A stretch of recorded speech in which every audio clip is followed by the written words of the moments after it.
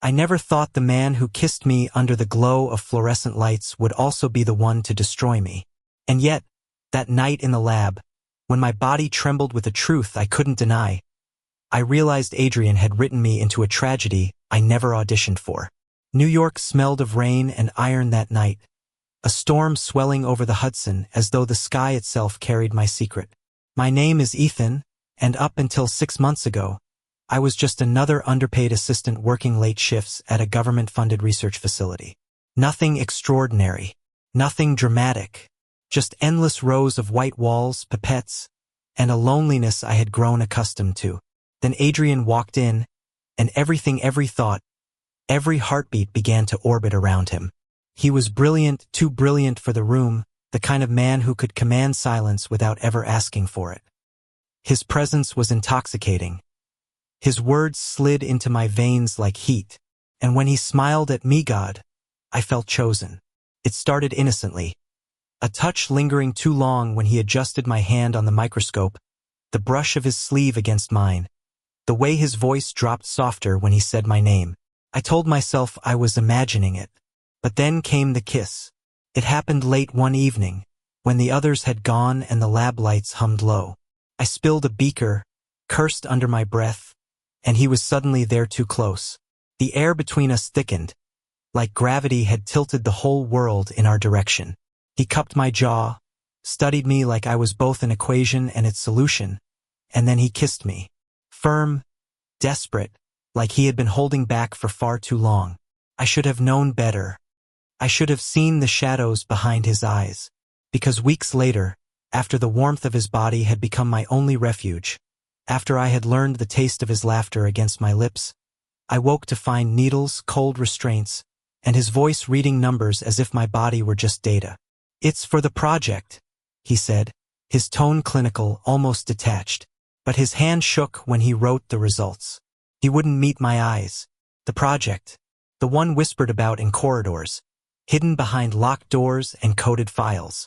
They said it was about biological advancement, genetic frontiers that could rewrite human destiny. What they didn't say was that I would become its unwilling vessel.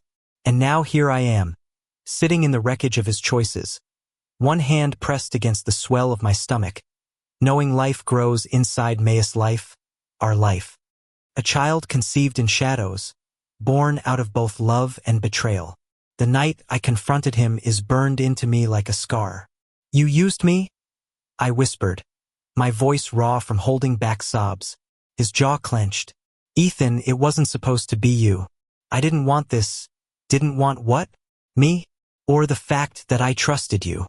My chest ached, my eyes searching his for even a fragment of the man who once kissed me like I was all he needed. For a moment he softened. His hand reached out, trembling inches from mine. But then he pulled back, retreating into the armor of the scientist, the soldier of logic and ambition. "It's bigger than us," he muttered, almost to himself. "If they find out, you don't understand." But I did. I understood perfectly. To him, I was no longer Ethan, the boy he kissed in secret. I was a subject, a risk, a problem to be erased. And that knowledge hollowed me. Still, even in his cruelty, I couldn't extinguish what burned inside me for him. That was the worst part. Love, relentless and stupid, doesn't die just because it should. The city feels colder without him. Every street I walk, every subway I take, I half expect to see his shadow among the crowds.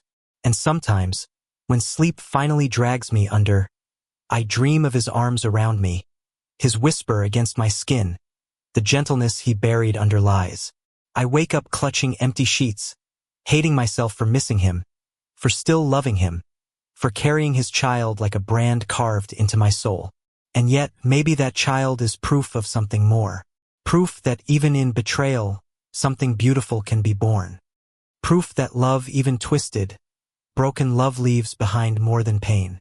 But tonight, as rain lashes against my window and my reflection stares back at me with hollow eyes, I can't help but wonder, when he left, did he abandon me? Or did he abandon us both? I thought the story was already over, that he had left me broken in the aftermath of his ambition, with nothing but silence to remind me he once loved me. For weeks, I lived like a ghost, moving through the city with the weight of life inside me and a heart split wide open. People on the street saw only another young man struggling with rent, exhaustion, maybe bad luck. None of them knew the secret I carried, the secret I had been forced into. But time has a way of reshaping pain. As the months passed, I began to feel the undeniable pulse of a heartbeat inside me, a rhythm stronger than fear. This child, his child, was no longer a reminder of betrayal but a reason to survive. I found myself talking to the life growing within me, whispering promises of protection and love. Even if Adrian never returned, even if I had to face this world alone, I would make sure our child knew they were wanted. Then one evening, everything changed. It was late September, the air sharp with the first bite of fall. I was walking home from a doctor's appointment, clutching ultrasound photos in my pocket like treasure. That's when I saw him, Adrian, standing across the street, drenched in shadow. His eyes locked on me as though he hadn't stopped searching all this time. My heart stuttered. Anger rose first, hot and violent, but beneath it was a tidal wave of longing that nearly drowned me. I wanted to scream, to curse him for everything he had done. But my voice cracked when I finally spoke. "Why are you here?" He crossed the street slowly, as though afraid I might disappear if he moved too quickly. His face was thinner, haunted.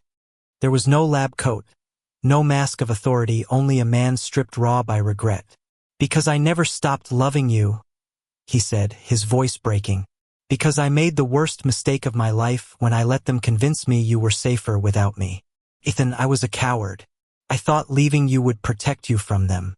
But all I did was abandon the only person his words caught. The only person I can't live without. I wanted to hate him. I wanted to push him away. But my hands betrayed me, trembling as I reached for the ultrasound photo in my pocket. I pressed it against his chest. "Do you see this?" I whispered. "This is what you left behind." He stared down at the image, his entire body shaking. His knees buckled, and before I knew it, Adrian was kneeling on the cold sidewalk, tears dripping onto the pavement. He pressed the photo to his lips as though it were sacred. "Our child," he choked out. "Ethan, I will never forgive myself, but please, please let me try to be here now. For both of you." Something inside me cracked open. Not the old wound of betrayal, but a door I thought I had bolted shut forever. I looked at him, really looked, and saw not the scientist who had used me, not the man who had walked away, but the broken soul who was begging for another chance. And I realized that maybe forgiveness wasn't about excusing the past. Maybe it was about choosing the future. The weeks that followed were fragile, like balancing on glass. Adrian came to every appointment, his hand never leaving mine. He cooked for me even if he burned half the meals. At night, when the nightmares returned, he was there to hold me until the fear dissolved. Slowly, I began to trust the rhythm of his heartbeat against my ear, the quiet truth of his actions. Then came the night of the birth. The city outside was hushed with snow, and I had never been more terrified. But Adrian was with me through every contraction, whispering, "I'm here, Ethan. I'm not leaving. Not ever again." When our child finally arrived, small, fragile, perfect, I saw his eyes shine brighter than I had ever seen. He held our baby as though cradling the universe, then leaned over and kissed my forehead, tears blurring his vision. "Thank you," he whispered, "for giving me this chance, for giving me us." I should have been exhausted, shattered, but instead I felt something stronger than any pain. Peace. Because for the first time in months I wasn't alone. Now, as I sit in a quiet park with Adrian beside me and our child nestled against my chest, I realize the story didn't end in betrayal. It was rewritten in forgiveness, in the fragile beauty of choosing love again despite everything. Adrian wraps his arm around me, pulling me closer. The morning sun glows against the skyline, turning steel into gold. And for the first time, I let myself believe that maybe, just maybe, the future can be ours. Because love, even broken and mended, is still love. And that is enough. Thank you for listening. If you find it interesting, Please like and subscribe to follow the next stories.